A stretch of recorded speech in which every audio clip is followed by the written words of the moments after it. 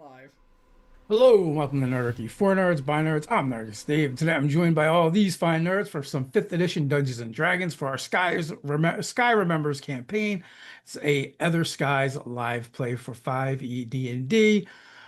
Carlos, Tate, Jezi, and of course Bobby and Nerdarchist Ted. You can find links to everyone down in the description to follow them across the interwebs. With that, we're going to jump into our game tonight with a quick recap from where we last left off. She sings in triplicate now. 3 voices, 3 ships, 3 graves. The sky is breaking. Over the course of the journey, the crew of the Wind's Echo, part ship, part skywhale, and wholly unique, has uncovered fragments of a terrible orchestration. Whale song signals distorted by brass, living creatures turned into receivers, and the name of the dark foe, Dr. Elgrath, rising again like a storm. No one survived.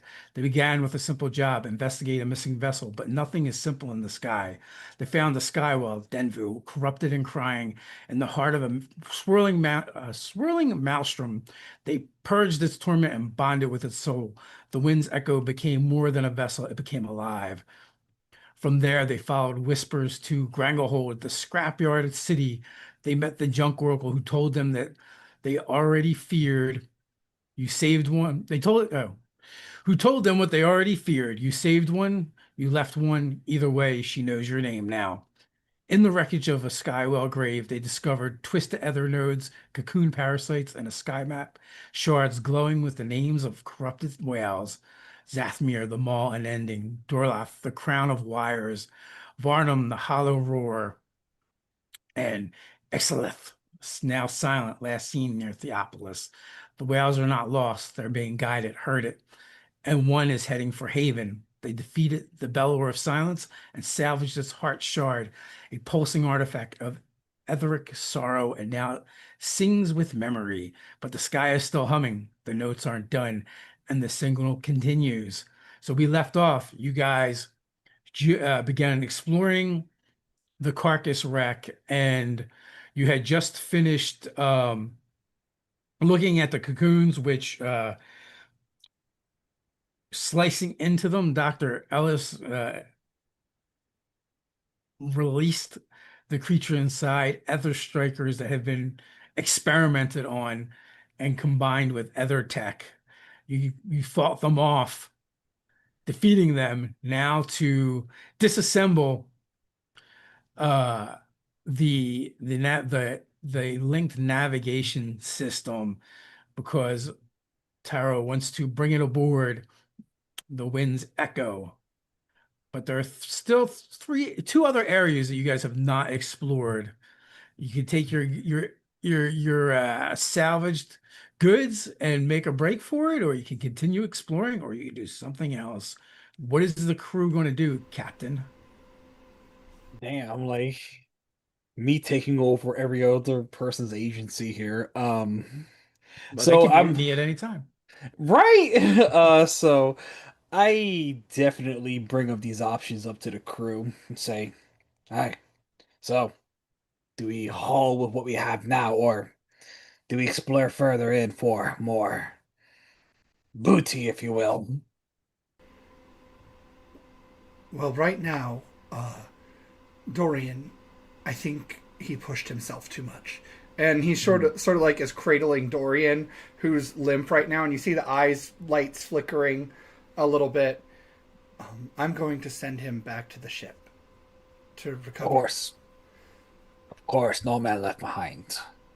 And so I don't. Yeah, so you just take Dorian over to one of the ropes and give the signal after tying Dorian off, and several of the crew will get to work hauling Dorian back aboard the Wind's Echo. Okay.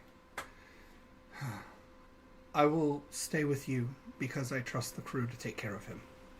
Mm. I guarantee you they'll give their life to protect Dorian. If there's dangers to be had, I imagine more of it's going to be here than anything happening on the ship. For certain. So, Bobby, you can throw up the map if you want, and you Okay. guys can tell me what you want to do.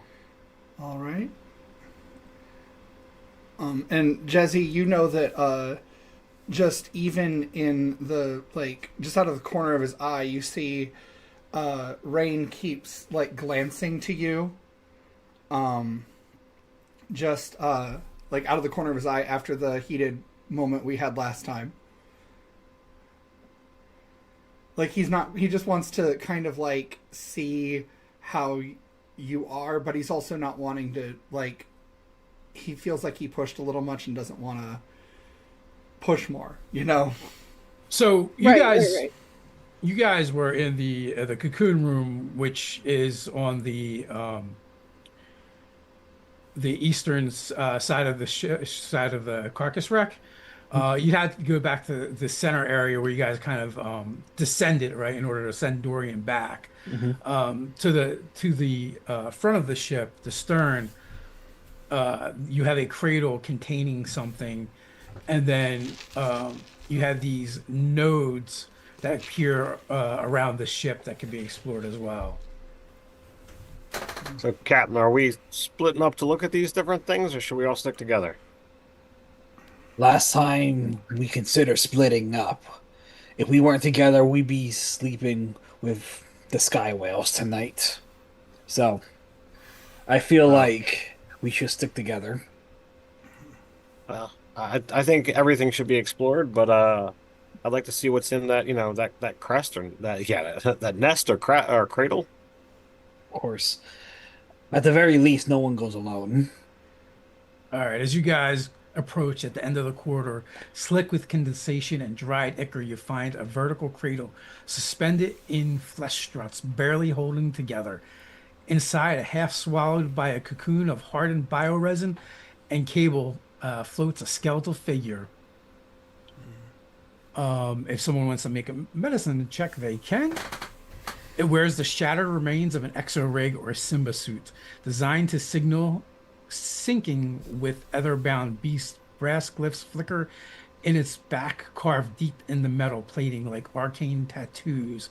Its lower jaw is gone, torn out or offered. Wires trail from its neck into the wall, still twitching faintly. I know that you said medicine, but Yes. hear me out. I am a necromancer specialty with specifically the geometrist, which is like runes and like sacred geometry and stuff. Can I try to roll Arcana instead? What are you trying to discern? I want to know what this is. Like, what is its purpose? And what okay, specifically so, do those runes do with this skeleton? Okay, we can get to that. But the medicine check is specifically to determine what kind of skeleton it is. Oh, I see. Gotcha. Dr. Elias? He rolled an 18. Oh, 18, yes. Yeah. This is definitely a type of beastkin of some sort. You can see the irregularities that kind of mark it as not being any of the races that you have seen, and very much leads you to believe it's beastkin or something new. I mean, does it have like a muzzle, lacking a beak, or Prolonged, forelimbs with, some kind of like claws. herbivore, carnivore? Carnivore. Oof. And the spine is very kind of feline-ish. Ooh. Now, as far as that Arcana check, right? In order to figure out what's going on, you guys can use investigation, DC 15, Arcana, DC 14. If you're trained in both, you can make one check or the other at a DC 15 to gain an advantage. That not advantages the mechanic, but advantages as in lowering the DC. Okay, so investigation and arcana. Yes. I am proficient in both. Okay. So which one do you want to roll in order to attempt to aid the other? My arcana is really good. Okay. So if you roll Arcana for the assist, then you have to roll investigation for the. Okay. So our Arcana is a 24. Okay. So then I roll advantage or for investigate. It's not advantage. You're going to lower your DCs by 5. Oh, okay. All right. So investigate is then rolled really crappy. That's a 16. Okay. Do we need to help anymore? Because I'm proficient in both as well. If you hit a DC 15 in investigation, you can give advantage.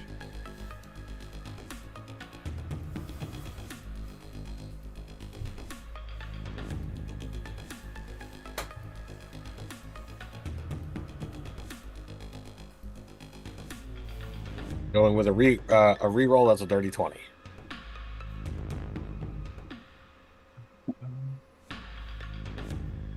I rolled a 25 investigation. Okay. So dirty 20. All right. A dirty 20 is going to reveal.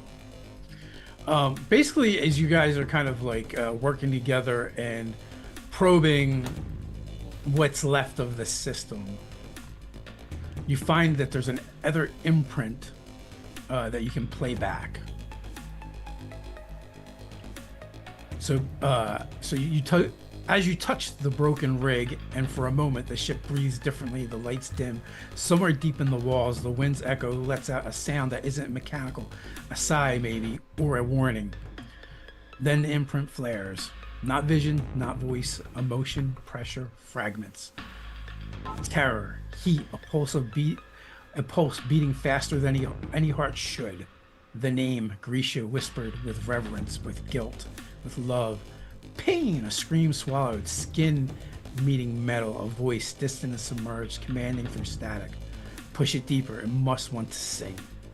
The brass will take it. Then a name cuts through the haze. Cold, authoritative, final, Dr. Elgrath. The memory spasms.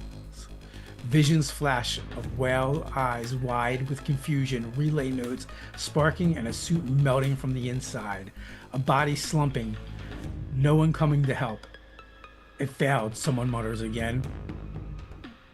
The imprint collapses, flickering like the last pulse of a dying star.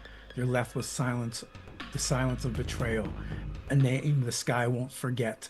It was meant not to control the whale, but to blend with it. Ted, give me a history check. DC 15. Sorry. That is a 23. 23. Okay.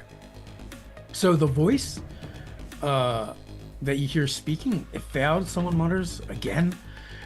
You detect an accent. Either Granglehold, maybe Kerfluffle. You're not quite sure. But with a 23, you think the speaker was a kobold. So I would point that out. Again, the way Taro talks is he likes to explain everything. So he goes into this, long-winded explanation as to, why I think this accent leads to either Granglehold or Kerfluffle. And that, the way the voice is resonating makes me think of, a vocal chamber of a kobold or something very similar to it. And those two cities are also where they're most commonly found. I mean, being a dragonborn myself, by any chance, does that mean anything to me in regards to how we should approach? Not necessarily, because you're not really a dragonborn. You're a beastkin, right? You're a mutant that mutated at some point, whether you're born that way or it happened later in life. Kobolds are a true species. Wow. Okay. I mean, you could have been a kobold at one point, or your parents could be kobolds. Oh, that's a pretty cool thought. Thinking of, Yeah. a beastkin dragonborn could be a kobold that got bigger. Yeah, I like that too. That's why I'm yelling while like I think that's I think that's like maybe maybe in a past life. But interesting. Can I throw out a weird idea to help Ted out a little bit? When he's hearing all of this, is there a phrase or maybe like slang or something that would differentiate which of those two places he's hearing it from? Sort of like how if you hear "bless your heart," generally it's probably coming from the south, right? Like that kind of a thing. Like, is there some sort of like quirk of speech that he could latch onto, maybe? So the words that you actually like, the words you hear, the voice that you hear is push it deeper. It must want to sing. The brass will take. It failed again. So there's not a lot of sentence to draw from. And I think like him picking out the accents had more to do with the species than the place. Because either way, kobolds are kind of their own subcultures in either of those places. While not exactly the same, they're going to be very similar. I mean, it's not a lot to go on, but it is a clue. It's something. Yeah. So now, what is the playback coming from? So the cradle has a whole rig and console, I should say, that are attached to it. That's all connected into the into what's left of this carcass. I mean, my natural inclination, anytime that there is devices and stuff, is to be like, well, can we bring it back to our ship? And also there was the name of Dr. Elgrath. That was not said as much as like just you're aware of this thing that's there. Almost like Well, there's nothing on the skeleton. just the remains of the suit. Basically whatever they were trying to do burned out the body.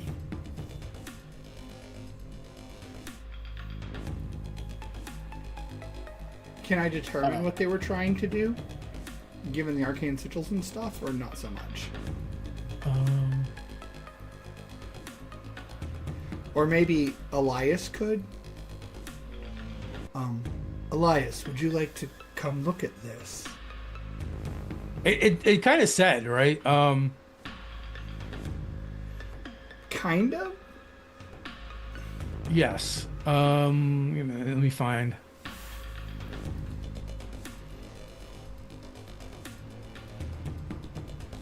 So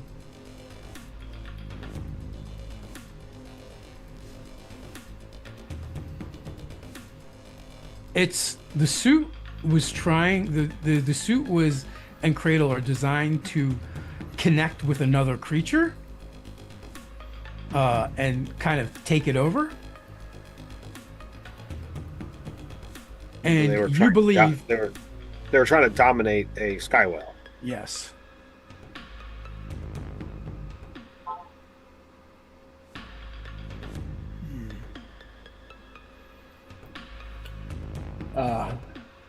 And based on the imprint that Tyro got, it successfully connected with the skywell and began working. But then then the actual system burned out the person trying to do it.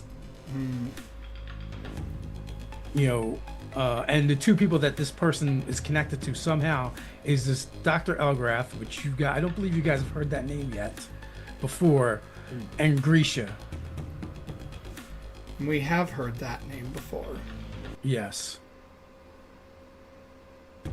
So these people were part of the cult.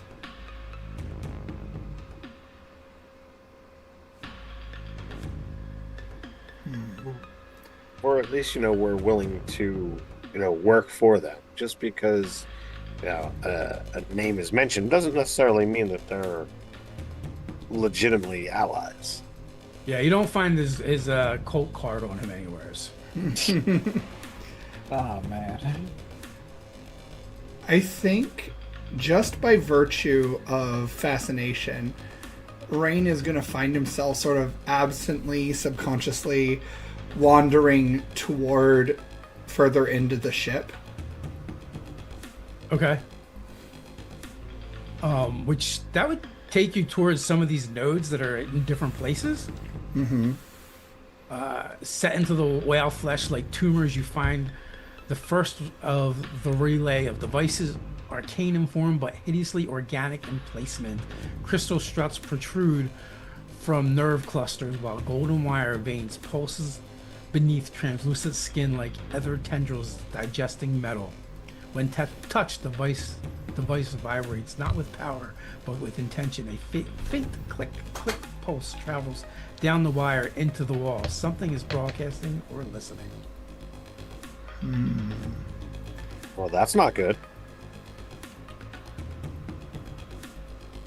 What Taro. do you hope to hear? Well, if you like, you can make an insight or arcana check, but if you have both, you can use one to enhance the other. Sure, let's do that. Okay. I'm going to be rolling Arcana total. That's a 6 plus 10 is 16, but I am trained in Insight.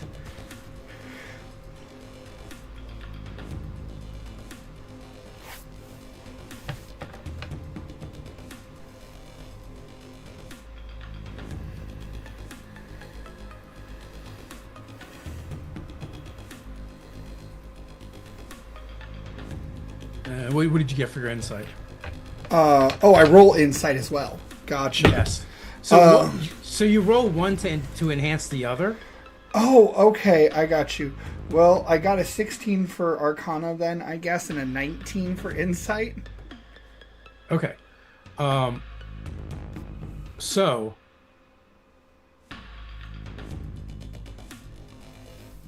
you're kind of fumbling around with that. Does anyone want to assist with Arcana? Insight is not something to be assisted with. Assisted All right, with I can assist with Arcana.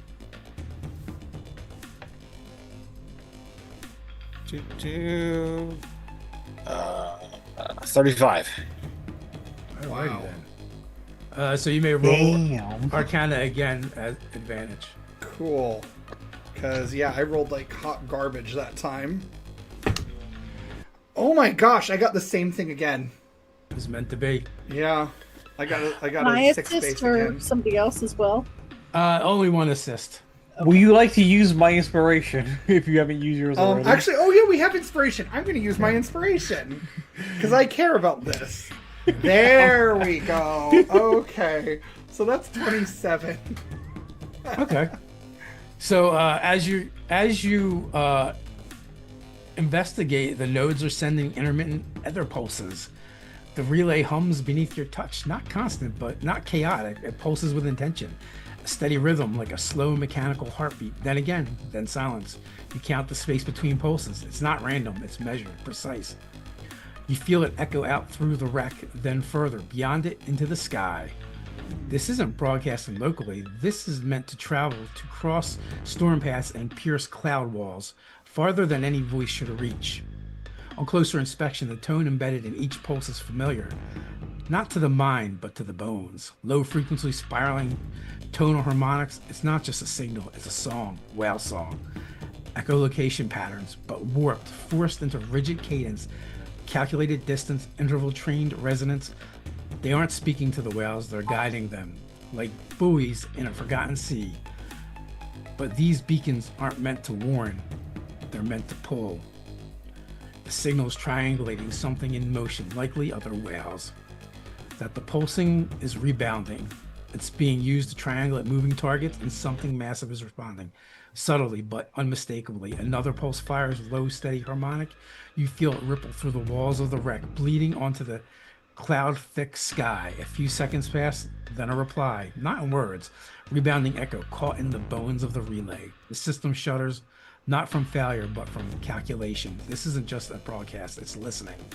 Across the node's surface, a lattice of ether light pulses again, this time out of sync, a delay measured in milliseconds. Another echo bounces back, then another. 3 signals, slightly staggered, all moving. Not just watching, it's send. You're watching it map. It's plotting something enormous in motion and far away. Each return ping sharpens the image. In an unseen mind, somewhere, someone, or something is watching the skywells move in real time. And now so are you. At first glance, the array seems like a surveillance net. Relay towers, tracking pulses, echo patterns. But then you notice the orientation, not wide scanning, but directional. Angled, aimed, pushing, not observing. The pulses aren't just bouncing, they're leading. Spaced just so with timid, timed frequency shifts, exactly the kind of cadence that a skywell would follow without thinking. Like a call they've heard since birth, now turned against them. The system isn't listening to the whales, it's commanding them. This wasn't made to monitor, it was made to corral. Built not for science, but for control. And somewhere, it's still active, still calling, and the skywells, they're answering. So we shut it down. Yeah, we need to destroy this. Taro, we're monitoring what they're monitoring now. But if this is what's controlling where they're going, This is not right. It's not natural. It may not be natural. That doesn't mean we can't learn from it. At what cost? How many more ships? How many more innocent souls will suffer from our learning? I mean, quantifying those things may help for those who need to foster compassion. But the bigger question in my mind is why? Why converge this many sky whales? Why modify them? Why command them to this place? Why is an excellent question, but it shouldn't come at real costs. Somebody give me a perception check.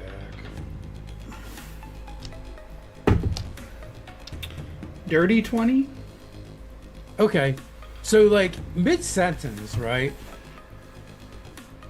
You realize you guys have now tampered with everything in this place, and it seems to set off some kind of chain reaction, as if this place was being held up by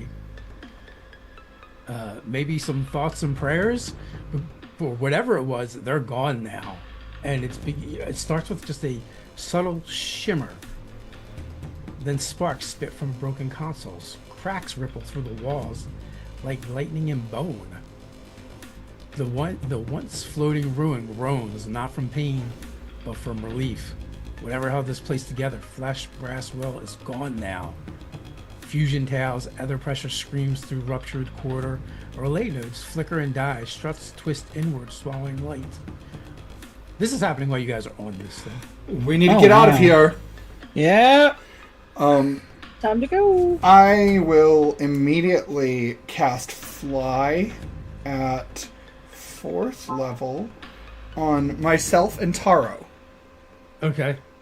And I will grab Elias because he's the skinnier of the two twins. And I know I will pick our up the captain. I know our captain has wings. So I will grab Elias with or without his permission. And then also just shout, grab Hank! And I will take flight with these inky, embering green and black wings. Yeah, like knowing is to do the things, jump flight out, Hank, we out.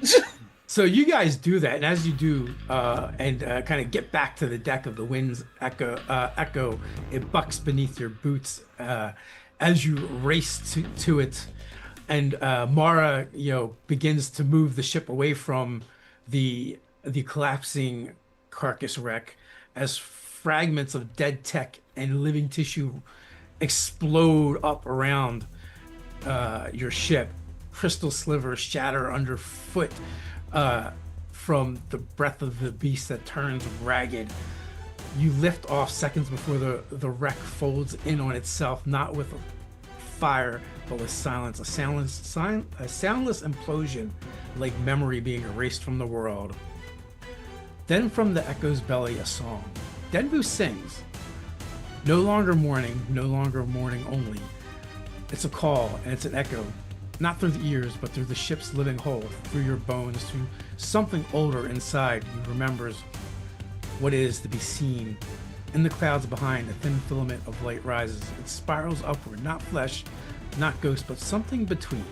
The shape of a sky whale, too large for this air, too old for this time. Its pain lingers, but so does its name. And Denvu speaks, his voice warm, weathered, and full of promise. You have a name. The sky remembers it. Be free, Zazusa. The light pulses once and drifts gently into the hole of the wind's echo. Somewhere below the deck, a lantern flares with no flame. The crew is one soul stronger.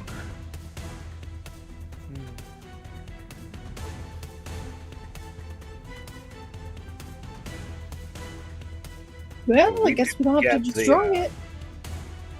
We didn't get the console because we stepped away from that room, right? So, I believe when you left off, you were disassembling that first to take to the ship. So, when you would have went to take Dorian, have Dorian raised up, you could have also sent the pieces up. Yay! Highly appreciate it.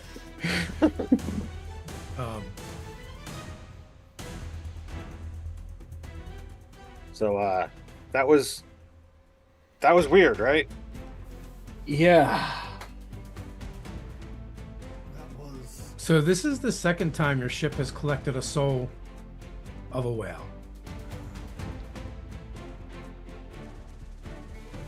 Is our ship changing in any way, shape, or form? Is our whale changing in any way, shape, or form as this happens? Not that you can detect as of now. So, whether it's Arcana, whether it's history, has anything like what we've encountered so far ever been talked about, discussed, written down? What exactly are you looking for? Like, we've got a ship that's been merged with a whale. We've got whales that are now dying and being absorbed into the ship whale. Is there any kind of prophecy? Is there any kind of, oh yeah, this happened, 100 years ago or 1,000 years ago or whatever? I'm just trying to put some kind of like logic sequence into place that makes sense with all these odd happenings. Give me a history check. DC is going to be high.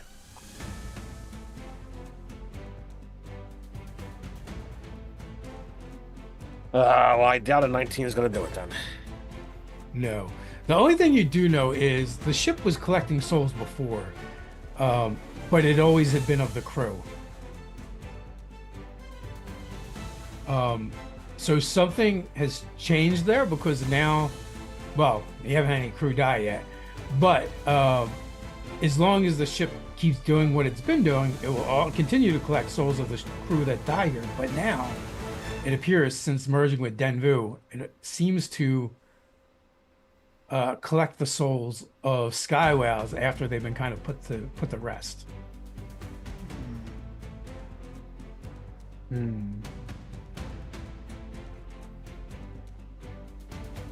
Well, maybe this invokes further study if I've got access to somewhere at some point in time. So given a few hours, you can probably reset up the whale link nav system. Yeah, so I would pull out the was it Mara, the engineer? No, Mara is the first mate. Oh, okay. The engineer is Alira. Spark, but she goes by Sparks. Okay, yeah, there we go. So I would go to Sparks, let her know what I found, figure out where would be a good place to get this, set up, and the fact that there's a console, and we got a map that we can work with. See if that might spark some interest and passion. What tool sets do you have? I am proficient with thieves tools, smith tools, and tinker tools, Okay. and cook's utensils. But I don't think that going to really apply here. So Carlos, roll a d20 for me. Sure. You Nope. need a 5 or better. I feel confident in that, but then again, it's my dice. 8! Famous last words. Okay. Right? Mara or Alara or Sparks, for short, will give you the assist test, so you can roll with advantage to begin installing.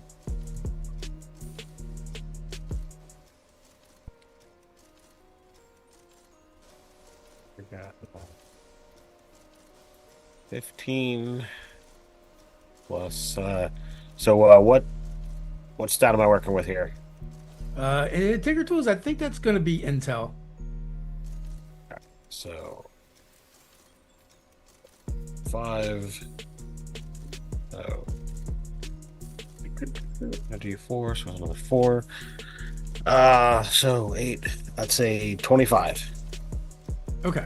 So DC 15 to install in 4 hours, and then every 5 above that knocks an hour off with a minimum of an hour. So Okay. you're able to get this up and running pretty quickly. You found someone with your own laser focus when it comes to putting things together and taking them apart.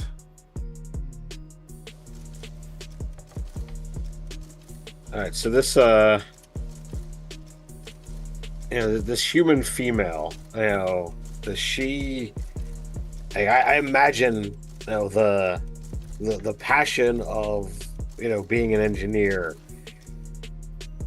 I don't know whether she's got a high tolerance for how Taru has to feel like he's got to be moving his mouth when he's moving his hands.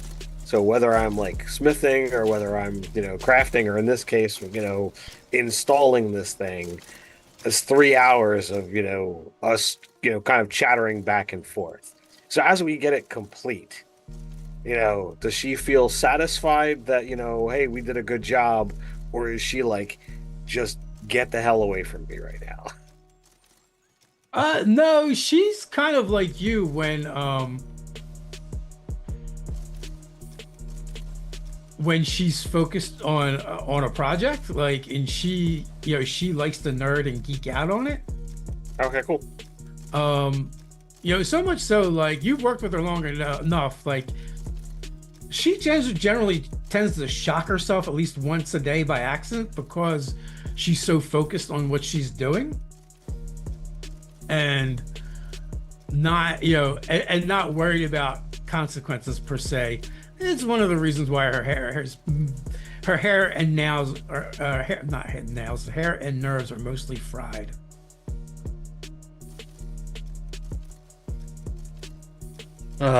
So, all right. Well, we've got that accomplished. So as she's kind of looking things over after you guys assemble it, she's got a lot of questions.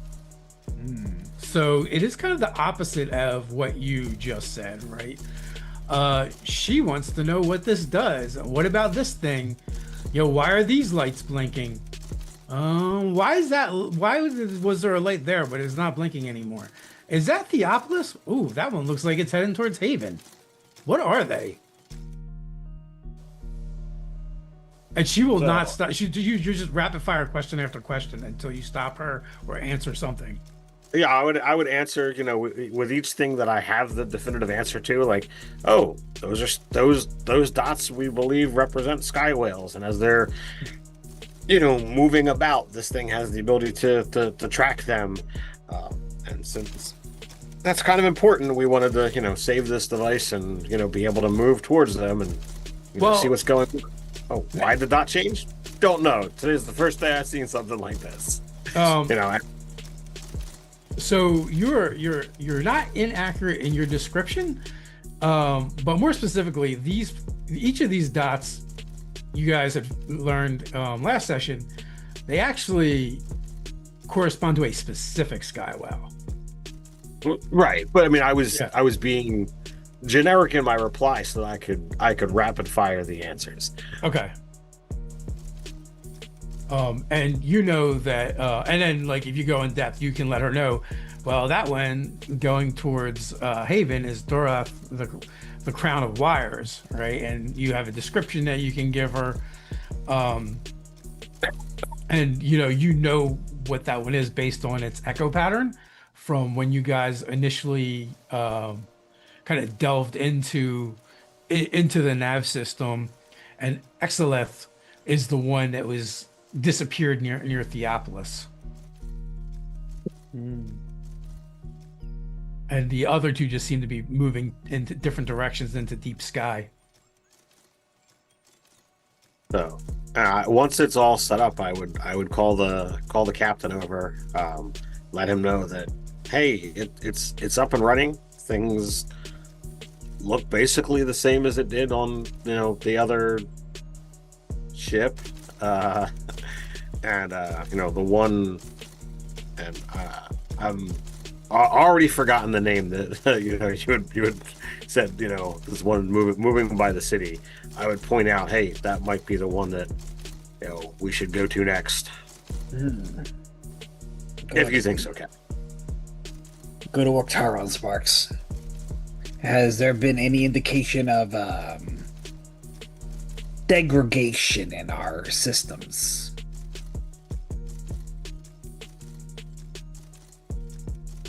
As I talk to both of you, by all means, like. Oh, okay, I wasn't sure if you were talking to Taro or Sparks. So I think he was talking to both of us, and as engineer, I in this regard, she technically outranks me, so I would look up to her. The Wind's Echo, Denvu.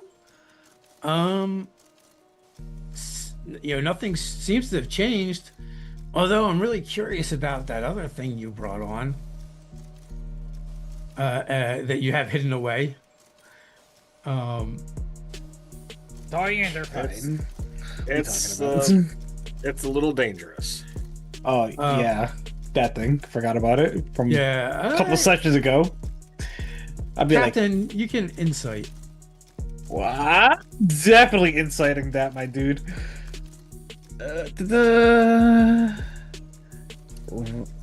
Alright, roll please. Oh, let me refresh this page for 5 seconds. D&D Beyond decided to stop using its dice. Alright, it's doing something. I think a 12 is pretty average, but you let me know what I give from a 12. With a 12, she seems very excited to want to poke around with it, with whatever that new thing is, that you said absolutely do not install on the ship no matter what. Yeah.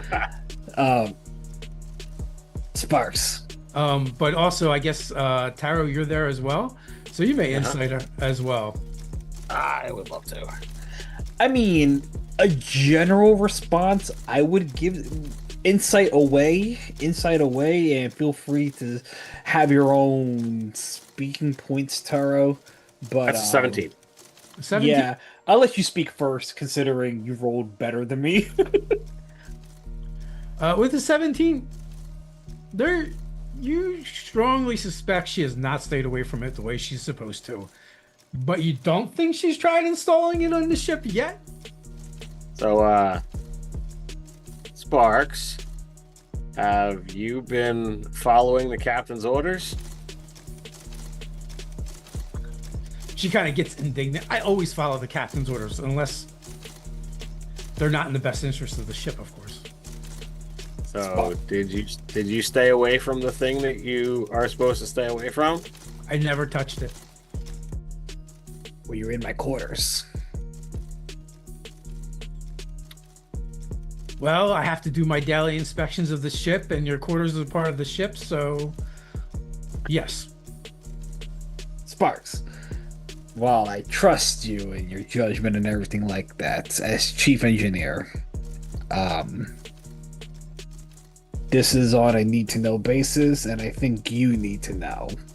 I don't think this is fully shipworthy at the moment. So, What about whale-worthy? We have a whale now.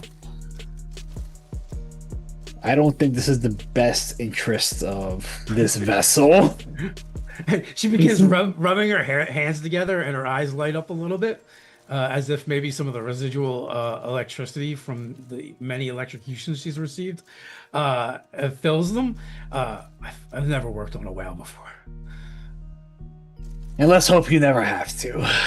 But So I am serious when I tell you that the device is dangerous. I don't know to what level as of yet, but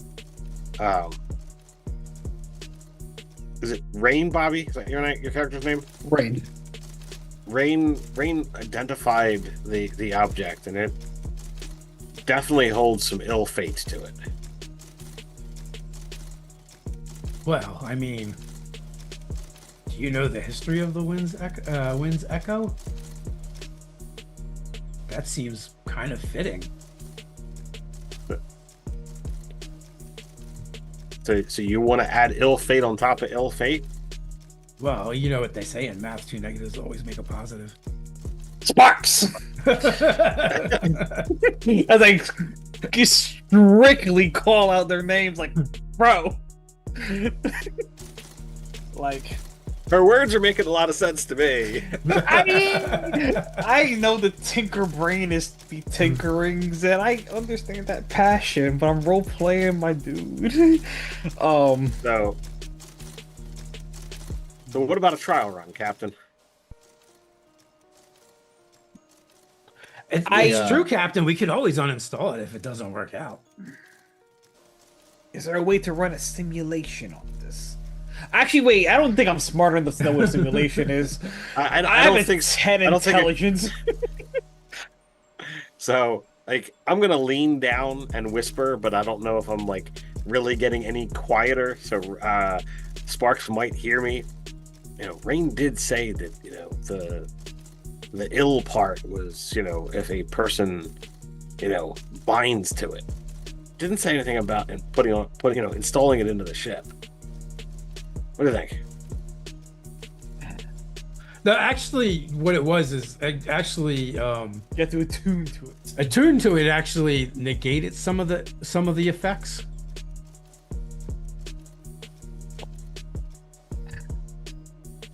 It's over here. Like, dang, this is the freaking question of the session. Will they or will they not?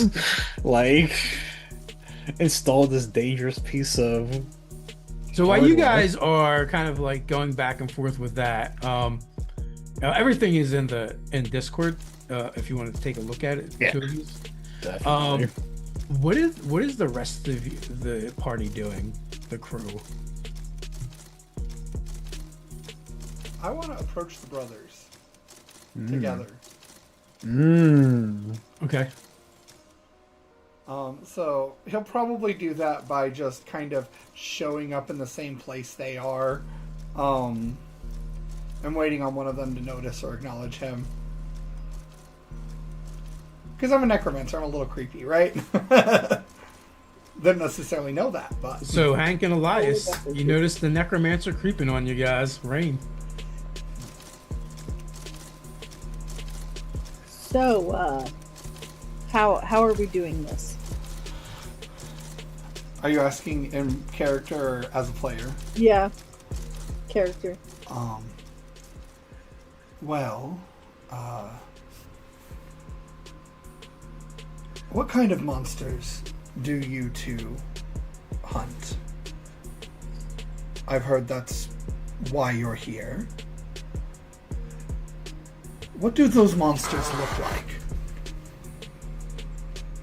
Anything and everything, really.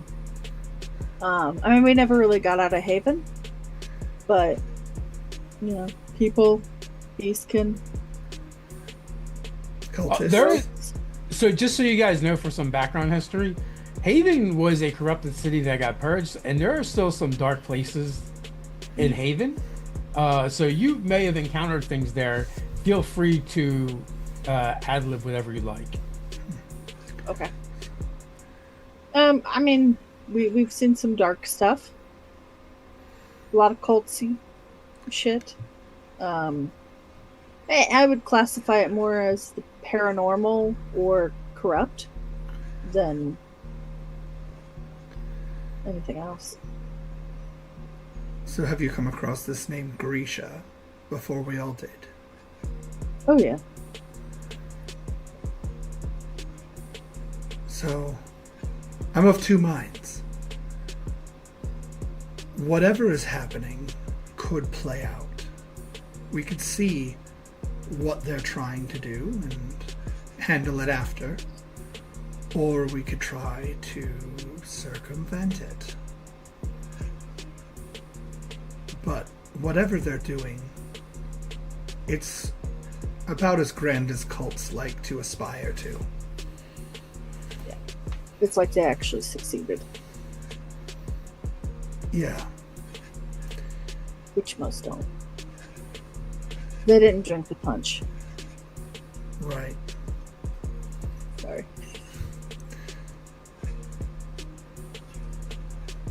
What are your thoughts, Elias?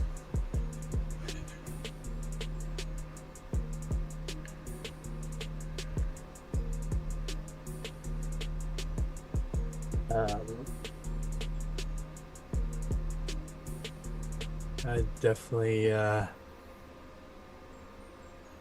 sense there's more to it than I think we quite understand yet, especially what we found in that crash. Mm-hmm. So,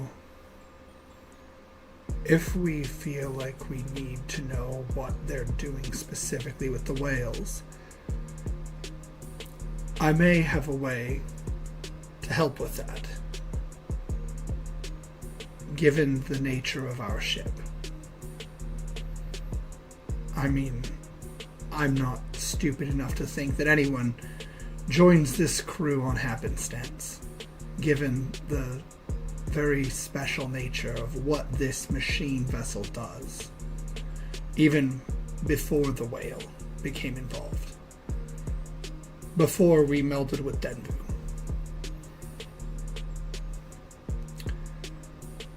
Are you both aware of it? You can smell it. It's pretty obvious. I'll hold out my compass that goes psychotic. It measures paranormal activity. I see. And it has never rested since you've come on the ship. Also, Hank, you sense a presence behind you.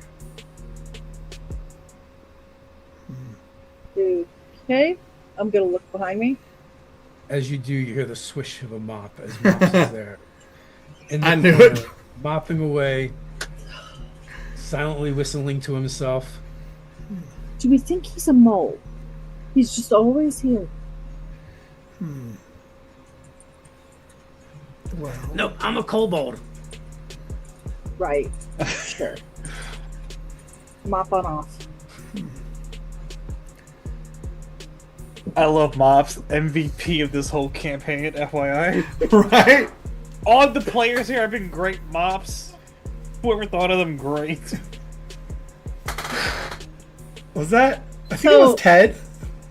No, Was it me? No? no, I think I don't know. was it me? it was. Oh, it was Jezi.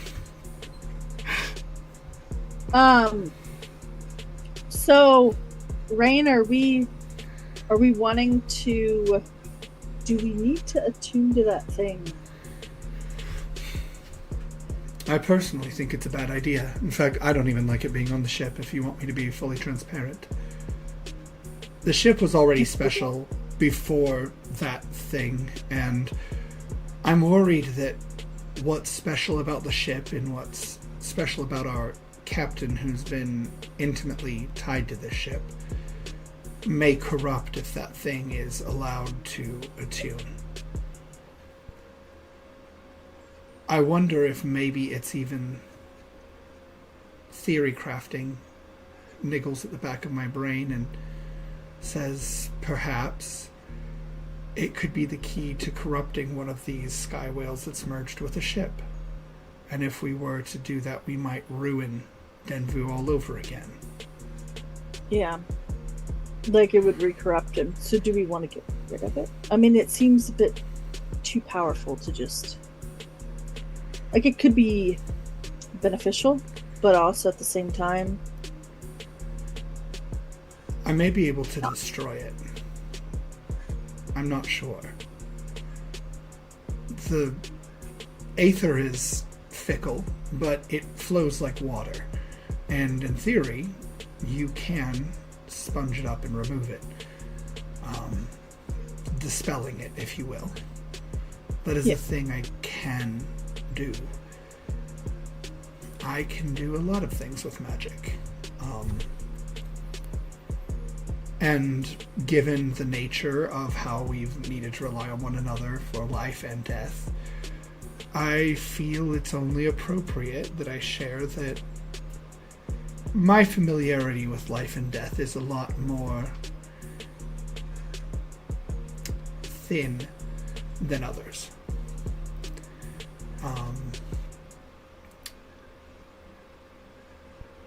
I won't speak much on the history behind it because I feel that's more his story, but I clawed Dorian from the blood-red shores of Elysium after he died. And I put him in that body he occupies now. So could you communicate with the whale souls that are inside the ship? I believe I can. And then we can really figure out what's going on and who's doing this to them. That's where things get tricky. Doing what I did to Dorian is a much more taxing feat than you might realize, even beyond what it would seem. I bear the scars of that incident, and he points to the black scleras of his eyes. But that being said, I can safely get us 3 questions each. If we knew what we wanted to ask ahead, that would be beneficial. And due to the specific nature of magic in the Aether, we would all need to be very careful about what we say while the magic is happening, because any question counts. So we could ask about the artifact, we could ask about what happened. Yes. And then decide what to do with said artifact and said situation. Yes. Sounds reasonable. Elias?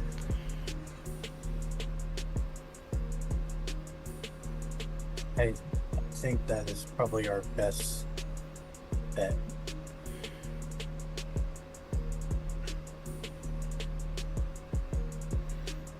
Then perhaps we should take this to the captain and bring Taro in on it too, given his intimate familiarity with machinery.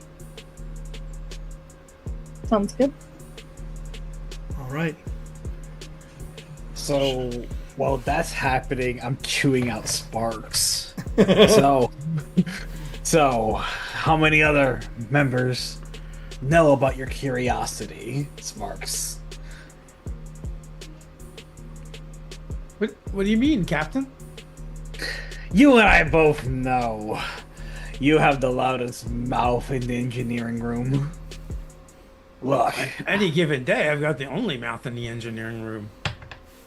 listen, don't play coy with me. I mean, it's nice to have Tara around. Finally, someone that understands about Ether tech and the ship and how things work. Before it was I literally grab a Sparks. This is important! How many know? well, I did talk to Priscilla a little bit because they're always so easy to talk to, and they always want to listen and give good advice. Except for in this case, her advice was terrible, but I still like to hear from her. What did they So- say? They So is said Priscilla a talker? Because she gets along with everybody? Yeah. Priscilla is the quartermaster, lady dwarf, and aside from logistics, she also helps with emotional support for the crew greatly. Oh shit, the counselor. The quartermaster therapist. Yeah, and what she told Alina was, you should absolutely stay away from that thing and follow the captain's orders. I don't care if you're trying to make the ship better. The captain is the captain, and we should do as the captain says. Otherwise, if we don't do what the captain says, it's considered a mutiny. But I explained to her, if what you're doing is in the best interest of the ship, then truly what you're doing is in the best interest of the captain. And if you're doing what is in the best interest of the captain, it's the best interest of the crew. So it's the best interest of everybody if we just make the ship as good as we can make it. So, yeah, man, like literally just like I start climbing above deck. I am under the strict assumption Taro is dead ass behind me, just like, oh man, as we get like climbing right up to my area. And I assume right before I hit my quarters is when everyone else meets up. Yeah, yes. So I watched this whole exchange, and So Yeah. quick question, right? Like, you guys have been back on the ship for a while. This stuff is all going on. Are you guys parked where you are? Are you heading anywhere in particular? What was the plan? well, we definitely moved away from The where destruction. the kind of exploded. Yes. Yeah, we're just taking But like beyond that, I would we had I would say, if I had 2 cents into it, is like we're just taking a safe orbit around the moon. You know what I mean? Nothing, a moon uninhabited, all that good jazz. Sorry, I got my Star Trek hat on, Well, guys, but because one of the first things. Go ahead, Ted. I was gonna say Taro would suggest moving towards the one whale that was nearing a city.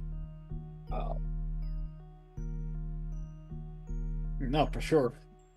Okay, because Ted said Taro was one of the things one of the things that he did when he first went to grab you was to inform you that one of the things is moving towards the city.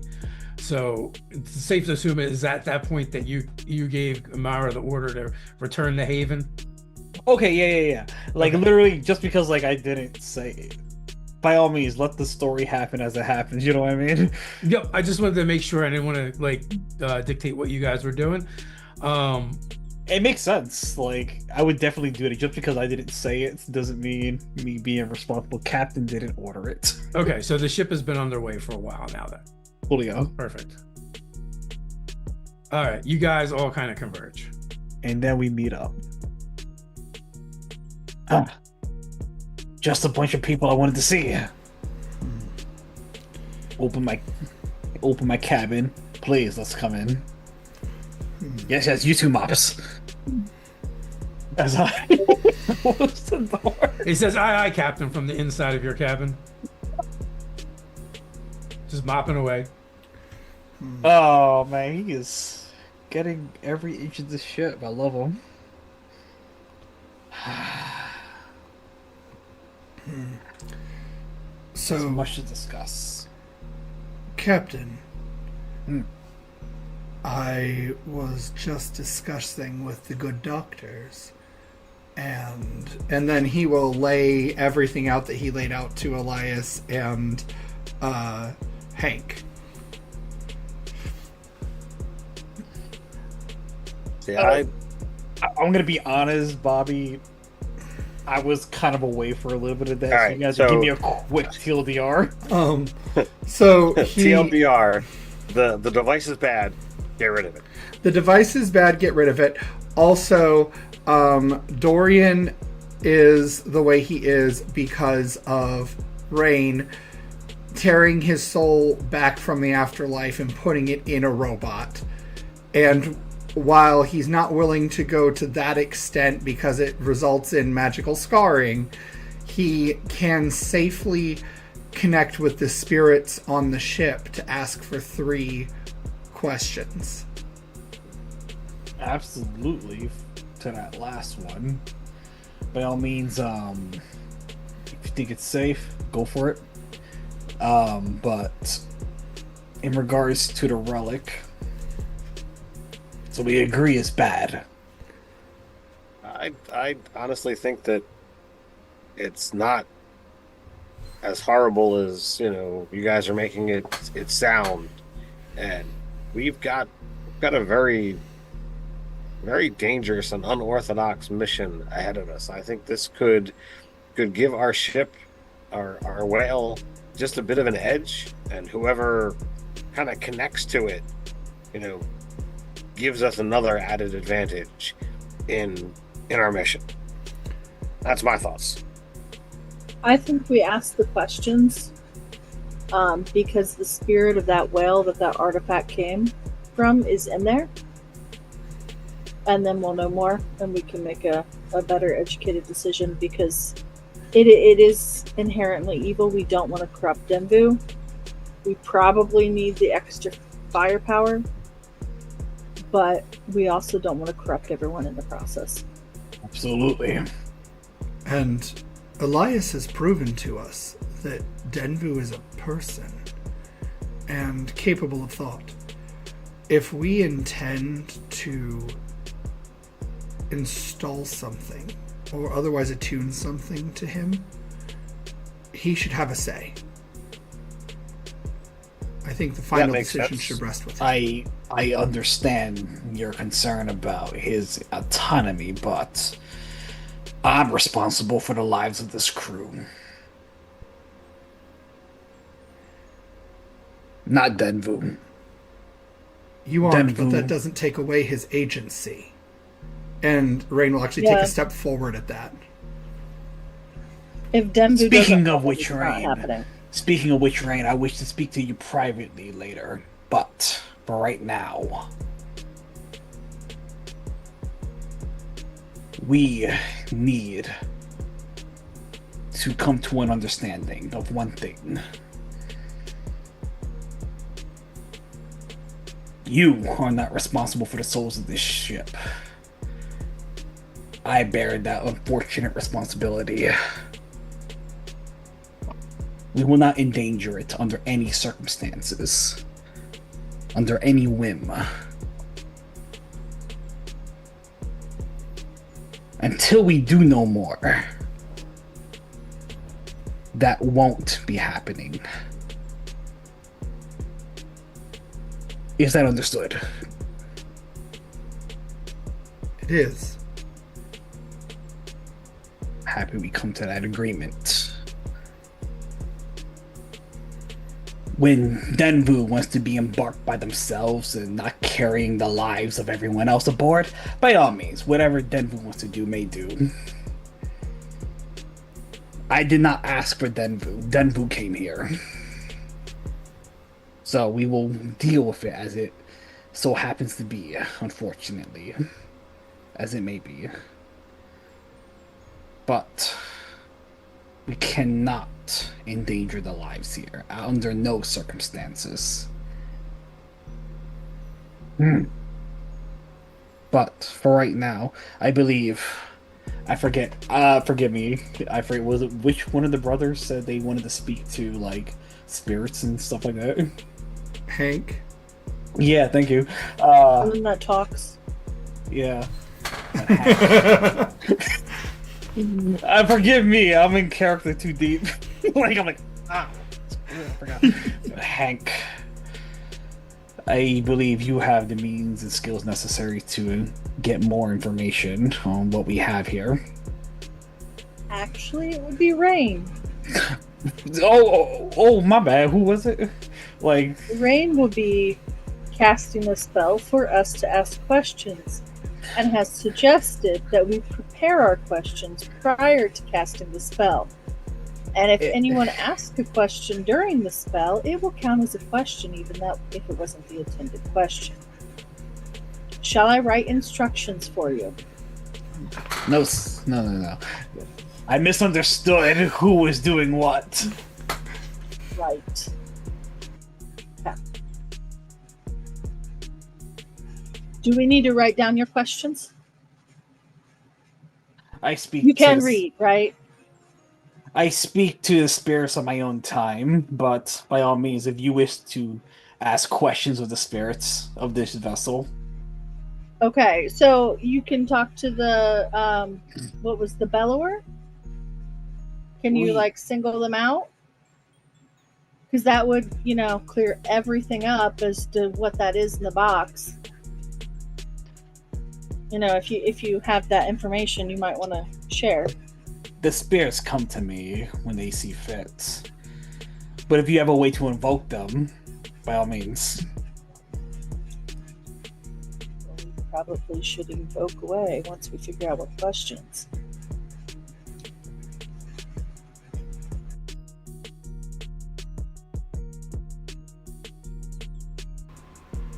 Taro, you Yes.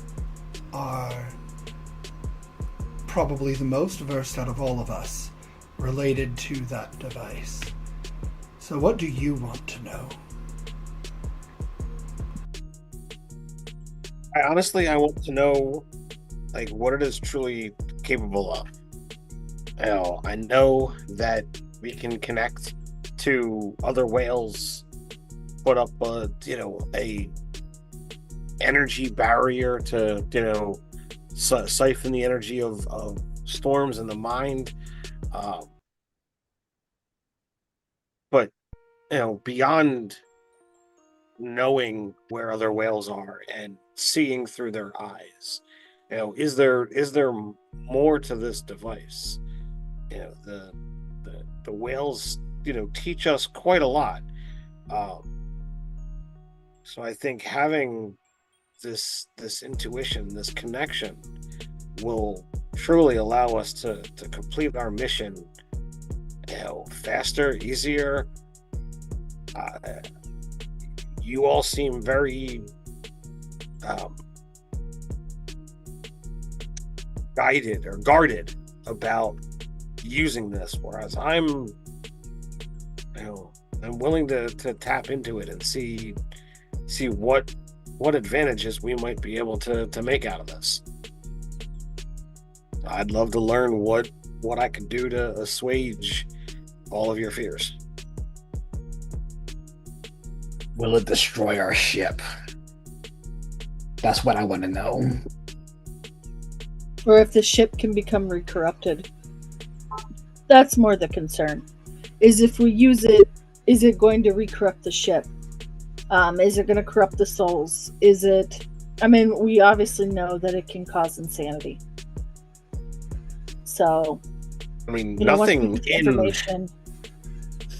nothing in your spell, Rain, said anything about it corrupting a whale or a ship that it's attached to. I just wonder if it was somehow the key. To what? To corrupting the whales. you see the effects that it But- has on us just by being around it. Indeed. If it Thus why my precaution to not immediately attaching it. But I find it so amusing, and please, good sirs, I mean no slight in any way, but you don't even put a barrier between yourselves and the ether when or ether when you wield it, and yet a device that is designed as a barrier, you find like that this is going to be the corrupting, yet, and Yes. I don't understand your hesitancy. In all fairness, I feel the reverse about Aetherfice. Aethermancy allows me, with my own willpower, my own intentions, my own emotions, to guide what happens through my understanding of sacred geometry, through spellcraft. I can limit what it does. I can control what it does. But when you put Aether into an object, objects can fail. And while people can fail too, at that point, I have done something wrong. I know my own limits. But the device is meant to guard your sanity, guard against the corruption. That's what the ficing is all about, so that I'm not tapping into it directly. You reach out and whole cloth, you grab that weave without any care for what it's going to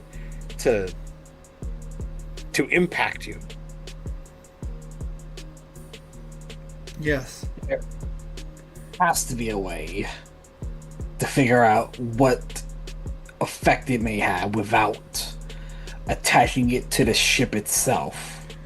No? I say we ask its spirit. Like the seed or whatever it came, the egg came out of the whale when we purged the whale of the corruption. That's the concern. Mm-hmm. That's Yeah. it. It's simple. So if we ask the Bellower's spirit, is it gonna fuck Denvu up? Then we know. Done. Yeah. What if it lies? Sorry, okay, I doesn't speak outside. So that's an interesting point. Through magic, this plane is the one where you encounter lies. But when you go beyond this world, lies are more subtle. They're manipulated. But the truth itself remains somewhere intact. Outright deception is a very mortal thing. And as for your concerns, Taro, I hear them, and I think it's valid that you do Aetherfice through putting up that barrier of objects. But for context, for me to evoke the sort of effect that this device has on us just by being around it, and to affect the number of people that this device does, I would destroy my body at my current skill level. And I am not unskilled. Of course, and I'm, I am more than a dabbler in this art myself. Yet, I fully understand that I don't have access to the power it would take to build an engine that makes the ship float, or even dream of something to make a city float. There are powers well beyond what the average person and the exceptional person can do, let alone the things that have been crafted and sent throughout the ages. I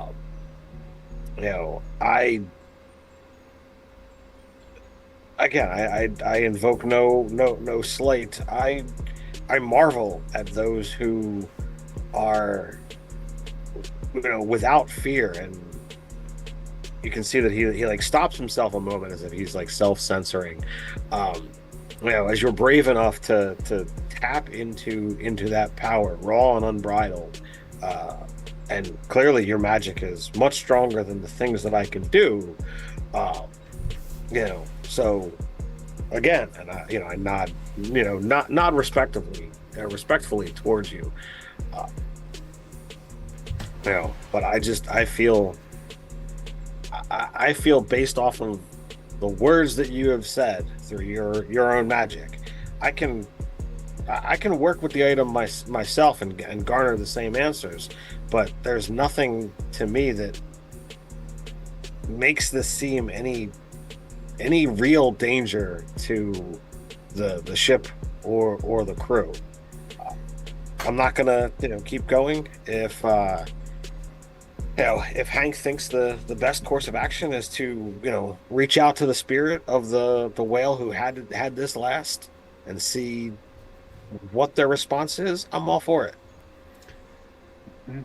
Would you be willing to indulge a night's sleep? Of course. After I speak with whatever we want to contact, I can use some of my remaining power to attempt to remove the effects this has already had on us. And if I can do that, then I know that I can do it with you should things go wrong. Because, as the captain said, we need to be mindful of respecting all lives and afterlives that dwell on this ship. And we want to make sure that you don't get hurt in this process as well. You are a valuable person and member of this crew. Well, thank you. I like to think that I am. Ultimately, it's the captain's decision, and right now he says we're not doing it. So until we garner more information and are able to persuade dear captain, I'll look to Razga and give you that nod.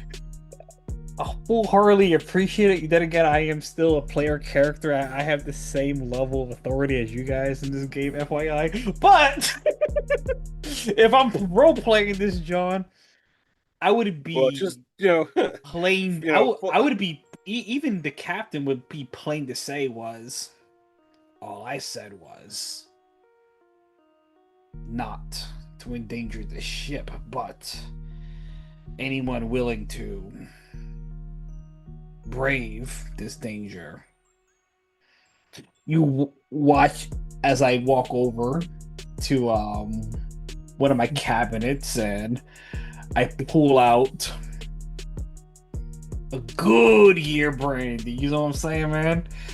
This is the type of stuff you don't get once in a blue. In fact, Dave, if you don't mind describing this brandy for me and which land it comes from, by all means, I'm willing to. If you're talking a fine brandy, it would have to come from the Sea of Falcrest, crafted by the finest of elven brewers and makers of libations. Now, if it's just strength and strong you want, then it's probably going to come from the land of the dwarves, which there tends to be very little that is subtle about the drinks that they make. Well, I know Ted, so we're going with dwarven brandy. Bust that sucker out.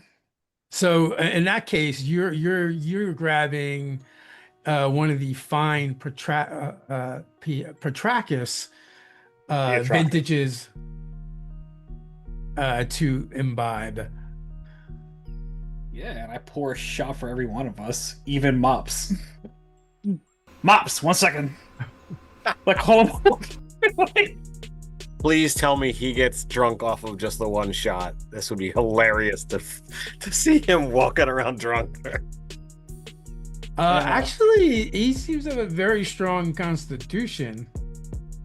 He's seen his days of bad weather.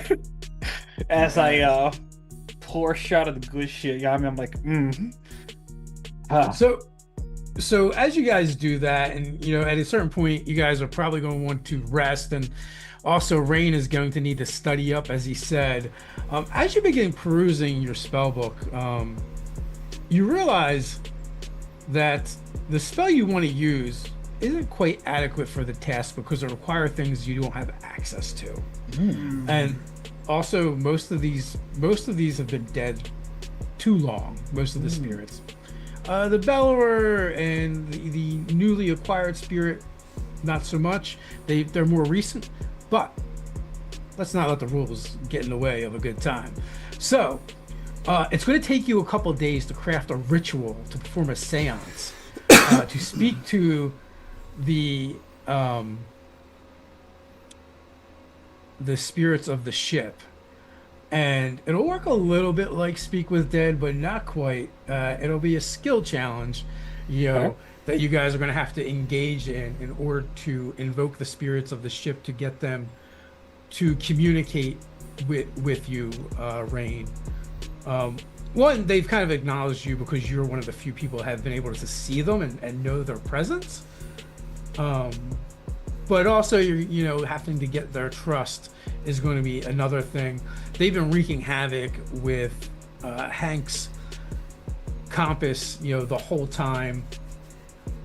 These new additions are something alien to everyone, and at the end of the day, they are still sky whales. Sky whales are essentially beasts. While they seem to almost have like a species kind of wisdom to them and above average intelligence for an animal, they still technically are animals. Denvu seems to have moved beyond that, but so has the corrupted whales. But they've all experienced outside influences, making them a bit more than what they were. As you guys retire, Elias, once again, a warm and comforting presence visits you. It's always kind of there, but sometimes, since it's joined with you, it kind of comes forth to the forefront of your thoughts. Friend Elias, I have experienced things through you, and I remember things that have been forgotten. It is coming back to me slowly, and with more depth than I remember. And when he speaks to you in your mind, it's almost like a slow song rolling through your thoughts. I know the name Elgrath. I have heard that before, but I do not know what a doctor is. That is not natural to me or my kind. Although these days I do not feel natural to my kind. I do not fully understand what has happened to me, but I feel as if a part of me has awakened that was not there before. When I merged with your ship and you drove away that dark presence.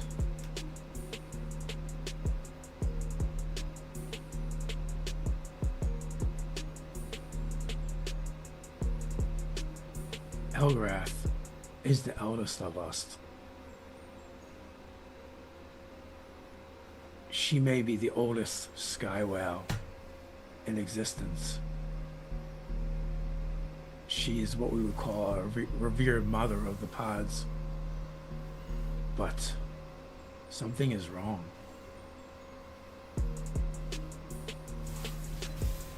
Do you not feel the wrongness in the sky whales you've seen? I do. I think this corruption that has come of your kind has come from an outside force. Denvu, can I ask you a question? Yes, friend Elias. This artifact we have on ship, do Do you recognize it? I feel it. I feel it. It is. It is. Oh la la la, but it is something else too. It is. It is him, but also there is pieces of the Bellower attached to it. I can feel its influence, but it is mostly the Skywell. Oh la la la.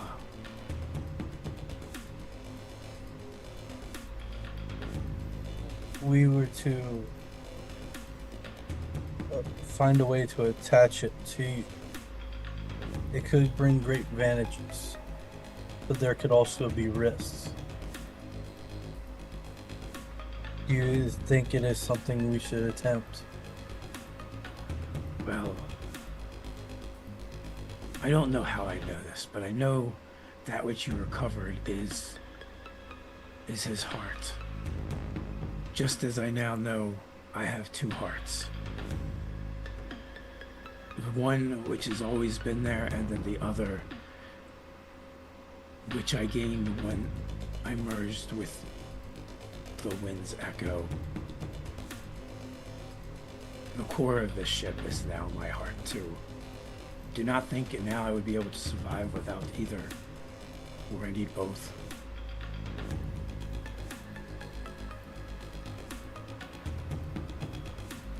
And with that being known, which heart would the artifact be?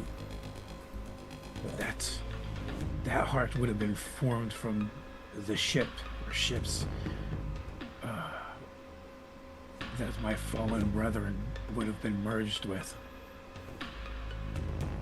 So the artifact is the ship's core with your brother's essence. Yes, I believe so.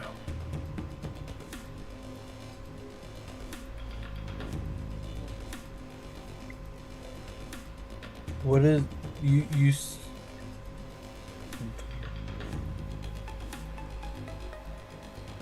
so you don't recall, or you don't have no idea why they were Elrith referred as a doctor, but you said Elrith is the name of the mother of whales, or the mother of the pod. Yes, the oldest amongst us. What is a doctor, friend Elias? A doctor is many things actually. There's different forms of doctors. Generally, doctors are the ones who help. But in a case like me, a doctor is somebody who searches for knowledge, uses, well, in my case, my combination of science and the knowledge of the arcane to try to understand the world around us. I do not think Elgrith, Dr. Elgrith, is the kind that helps. Not anymore. Elgrith once was, but not this Dr. Elgrith.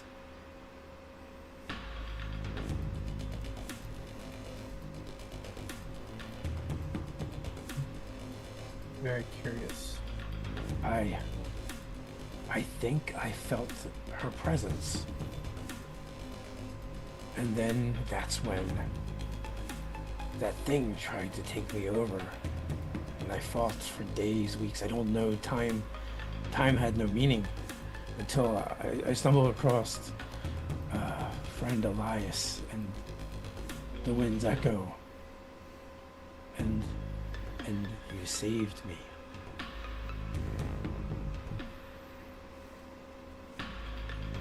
So there was a presence that was pulling you, but then corrupted you until you come across us. It did not corrupt me. It tried. Tried to corrupt. It is, had you not come along and you and your friends removed those, I don't know what they were, those lesions that were attached to me, it would have corrupted me eventually. I was fighting, but I was losing. I am old for my kind. But even still, we succumb to things.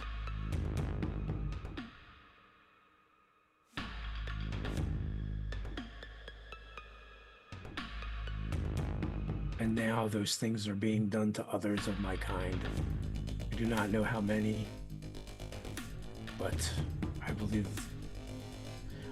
the Pod Mother is at the heart of this. I don't know how or why. This is not within her nature or our nature.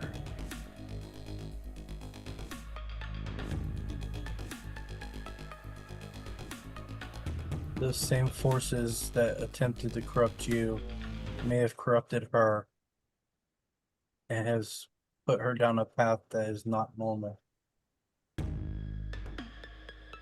I think she was first. I know this somehow. I felt her touch when that thing began to invade my. You can see like him like looking for the right word, and then he finally settles on kind of questioning to him, soul.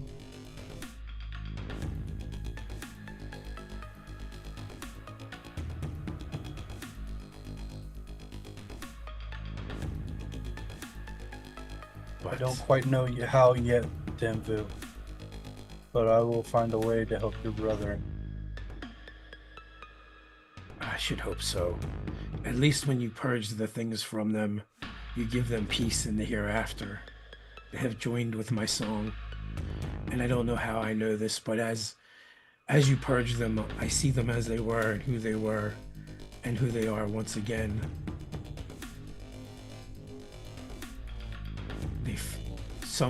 Some now fly with us. Though I do not think you and your friends can see them, but I feel them.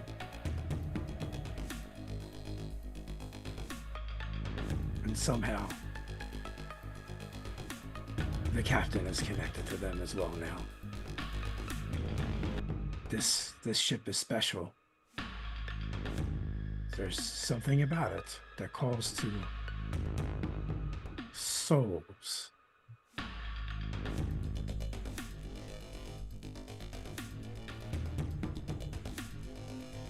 There is something very special about this ship.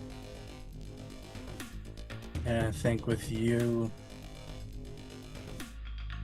combining with this ship, it's now allowed us to connect on a deeper level with those of your kind.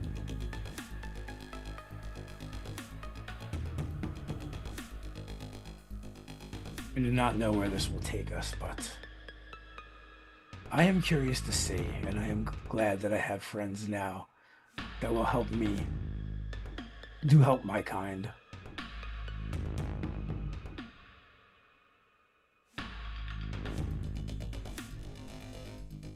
As I said, Denvu, I will do what I can to help your kind.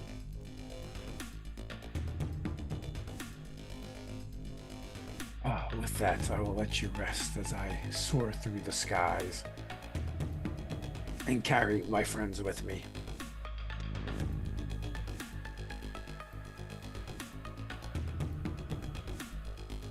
So you guys spend the next couple of days traveling towards Haven, which you guys are several weeks from. And, in the meantime, Rain is, working on putting together this ritual in order to invoke the spirits of the ship. If you don't mind, so does this ritual require like 3 billion% of their attention day in, day out, or is there a chance to get a word in edgewise with them? They're probably going to need breaks from studying, just to like freshen their mind and give a break. Yeah. Because, like, in regards of, like, roleplay wise, Bobby, you know I love you, my guy. You know I love you, Bobby. But roleplay wise, I mean, like, I know I've asked to speak with them privately at some point. Yep. Yeah. Yep. Also, real quick, Dave, if I cast Remove Curse that first night, can I remove the inability to rest? Like, does that work? It only lasted a night. Okay, so it was like a very temporary thing. I wasn't sure if it was like a curse that would need to be removed, and that's what I was concerned about for Taro, was Taro would never long rest again. So I wanted to make sure that I could remove it if needed or whatever. No, it's only if you go within 10 foot of the core heart. Okay. Which we did at one point that day, so... I assumed you guys were staying away from it. Oh, okay. Well, I mean, I passed the saving throw to begin with anyway. Yeah. So anyway, okay, yeah. So Rain will find time within the captain's schedule to go to his quarters. Yeah, like, as soon as you step in, you smell the smell of a freshly lit cigar. You know, I just got done finishing one, if you will. Okay. Please take a seat. As I pour Well, a drink. What does Rain prefer to drink? It can be water. I'm not here, Rain generally prefers that elven vintage that Dave was talking about from Fallcrest. Being from Fallcrest, it's like what he knows, what he was raised with in the academy when he was part of the academy. So I pour one of that, knowing it's a will of good gesture. I put that bottle aside, and I pull out a bottle that Beast can prefer, and, put it back on the shelf. As you just hear the footsteps of me returning back to my desk. As I sit back down, and I take my glass, and I, respectfully cheers it to it. And I would hope you take a drink as well as I take a drink. Yeah. Rain, where are you? What do you mean, where am I? Look around. Where are you? Here, in your quarters. Do you see dice on this table? Coins clattering in the air? Do I? No. I don't know if you keep dice on the table or anything. I keep No. dice on my table. Like, dude. I'll be fair. I mean, I do too. Here. But do you hear a coin clattering in the air? No. That's right, you don't. Because this is not a goddamn gambling hall. I get it. You're bold. Everyone is here for their reason, and I respect that. But this is not the time to take gambles where souls are lifted on the line, the souls of Dory, the souls of every crew member here. God given, if we're stranded, good case scenario. If that's the case, who's to know if we were to survive and how long until then? I'm not willing, under any circumstance, to put anyone's lives at risk here. Sometimes that means impeding progress, and it's a curse I must bear, getting the scorn eyes of everybody else. But please understand, there are reasons for why I do what I do, and I don't envy any decision I make. As I leave the floor open, So, what risks are you concerned I am taking? Because there is innate risk to spellcasting. There is innate risk to many things we do. There was innate risk by boarding that corpse of a vessel previously. So Nice. as you say this, there's a ruckus outside, and you hear Gus squawking from his usual perch. Ah, Captain, you need to see this. We've got ships incoming. I take this drink that's supposed to be sipped, shoot it down. I shoot that dude down like bang, and I said, "Oh, Rain, I suggest you do the same. I think we have incoming. Be prepared." Right. And he'll also down it and then just like head after. So you guys come out of the cabin to the as the sky begins to shimmer, not with storm, but formation. Far ahead, a ship breaks the clouds with precision. Sleek ether struts, trimmed in blood brass and black crystal. Its hull gleams obsidian dark with plates that ripple like beetle shell.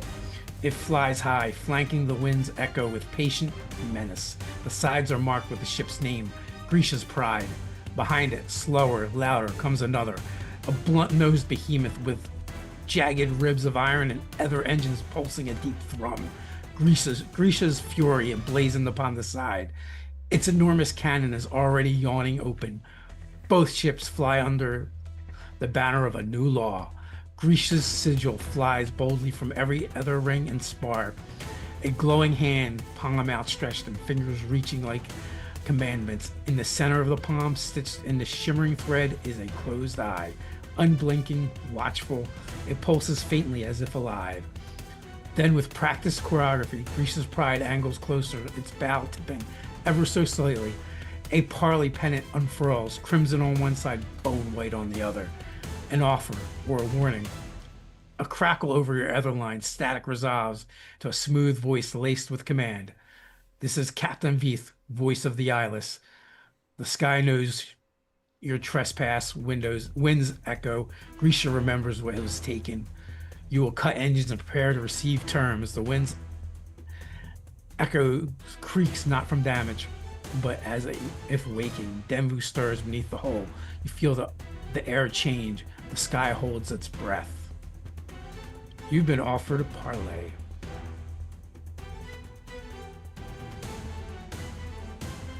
Not what I was expecting, to be honest.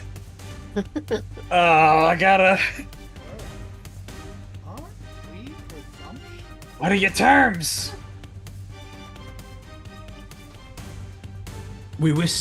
I wish to meet just myself and my first mate will come aboard your ship and discuss face to face.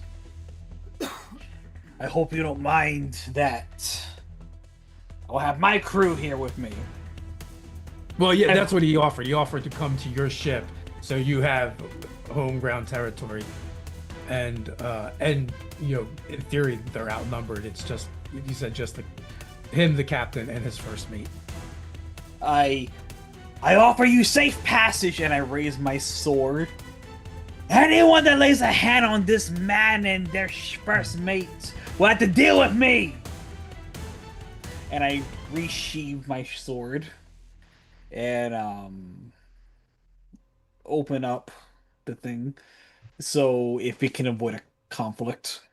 Okay, so the larger ship, Grisha's Fury, kind of hangs back as the other ship, Grisha's Pride, kind of covers half the distance and stops, and then as the wind's echo hangs quiet in the sky, its sails whispering, or its ether struts whispering in the slow churn of ether.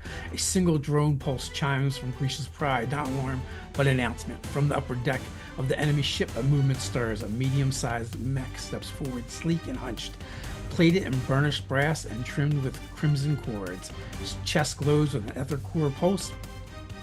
Delicate stabilizers unfold from its back like insect wings. Seated in the cockpit, nestled at the core, a kobold in officer's coat grins through cracked goggles and yanks the lever with glee.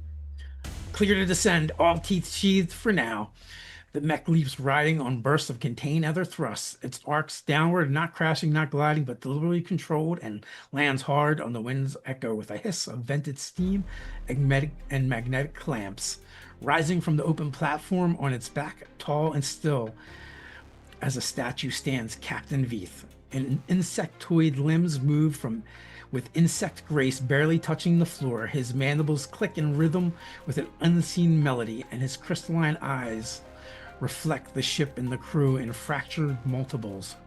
He does not speak at first, he simply surveys every soul, every rivet. Then the voice comes, not from his mouth, but directly into your thoughts. We come in the name of the eyeless. We offer terms, we offer patience. Neither lasts forever. First mate Guntar steps down, mech hissing beside him, cracking knuckles through metal fingers. Captain's in a good mood today, let's not spoil it. Above, Grisha's pride holds position like a watching hawk. Far beyond, Grisha's fury still burns, a line in the sky unmoving, but very much watching. The parley has begun. The next words spoken may weigh more than cannon fire. And that seems like a good place for us to stop things for this evening. So with that, thanks for everyone for playing as always, and thank you for everyone that's been hanging out and watching with us. We'll be back next week, and until next time.